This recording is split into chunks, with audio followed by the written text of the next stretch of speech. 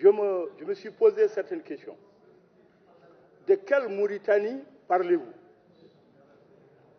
De la Mauritanie qui plie sous le poids de la dette, des chantiers inachevés, des routes défectueuses, des écoles délabrées, surpeuplées et déficitaires en enseignants, d'un niveau d'enseignement qui baisse, des entreprises qui ferment, ou de la Mauritanie des Occidentaux préoccupés par leur doing business? Monsieur le Premier ministre, de quelle Mauritanie parlez-vous? Parlez-vous de la Mauritanie des restrictions des libertés, du déni du droit de la femme, des agressions quotidiennes, de l'indigence galopante, ou de la Mauritanie des privilégiés, des tribus, des intérêts particuliers, du féodalisme? Monsieur le Premier ministre, de quelle Mauritanie parlez-vous? De la Mauritanie très majoritaire qui gémit dans la pauvreté et l'ignorance, des coupures intempestives d'électricité, du manque d'eau, des prix excessivement chers des denrées de première nécessité, du chômage endémique, du coût élevé des soins, de la marginalisation des enfants et du troisième âge, ou de la Mauritanie des résidences huppées de la cité énorme? Monsieur le Premier ministre, de quelle Mauritanie parlez-vous?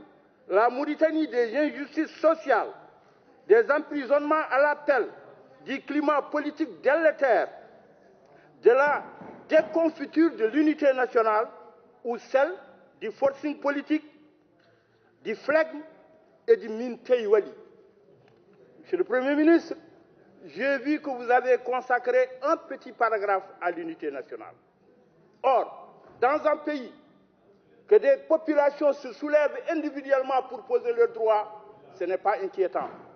Mais quand ce sont des particularismes qui s'élèvent pour poser des droits, c'est qu'il y a un problème de gouvernance de l'unité nationale et de la nation. Aucune entité ne cherche à se venger de l'autre. Aucune entité ne cherche ici à brimer l'autre. C'est l'État qui n'arrive pas à gouverner de la manière la plus juste, la plus cohérente, notre unité nationale.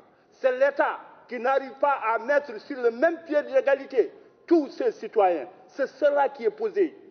Il ne faut pas transposer le problème en faux débat entre les Kouris et les Bidans. Cela n'existe pas. Ce qui existe, c'est un problème de droit que l'État doit avoir le courage de régler ou se déclarer incapable et démissionner. Je vous remercie.